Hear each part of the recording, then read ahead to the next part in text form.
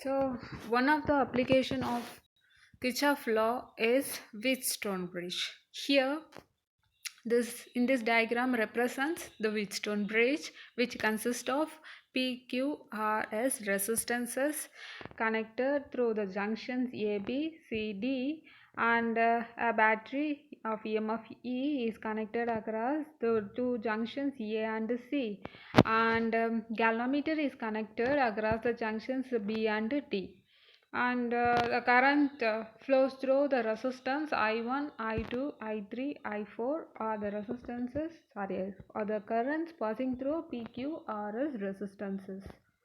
Okay, current through the arms are assumed by applying Kirchhoff's junction rule. Applying current law at junction B and D. See, consider at the junction B, I1 current is flowing towards the junction, Ig and I3 currents are flowing outwards the junction, away from the junction. So, at the junction B, I1 positive, Ig current which is outwards, so minus Ig, minus I3 which is also away from the junction, I3 is equal to 0. Any junction is equal to 0.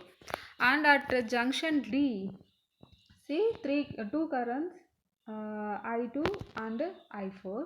I2 is flowing towards the junction D, and Ig is also flowing towards the junction D, so plus, and I4 is away from the junction, so minus I4 is equal to 0. Then apply Kirchhoff loop rule for loop ABDA. Okay, loop ADBA, the first product of current and resistance I1 and the resistance P. So I1P plus the second current IG. IG is the current passing through the galvanometer, and the galvanometer has some internal resistance, galvanometer resistance capital G. So the product of Ig into the resistance, galvanometer resistance capital G, is equal to I2 is away from the junction, so minus I2 into R is equal to, there is no EMF connected in this loop, so equal to 0, right? And the loop, the other loop, that is A B C D A. Okay, taking the loop A B C D A. Here the product of current and resistance I1 into P, which is positive, I3 into Q, which is also positive, I4 into S, which is negative, so minus, away from the junction. So the next one I2 into R, which is also away from the junction, so equal to 0. In this loop also there is no EMF attached, so equal to 0. Taking it as equation 4. Okay, so we are going to take Ig is equal to 0. Why? When Ig is equal to 0, junction B and D has same potential, so it is said to be balanced bridge.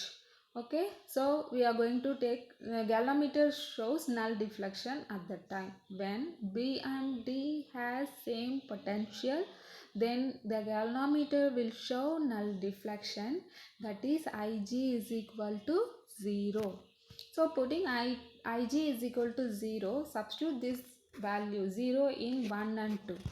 Okay, then the equation will become I1 minus I3 equal to 0, that is I1 equal to I3.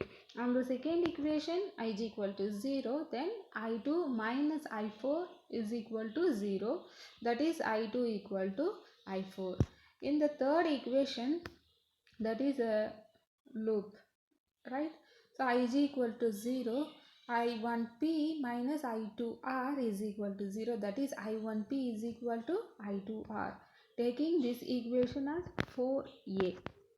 Okay, so substituting this equation in equation 4.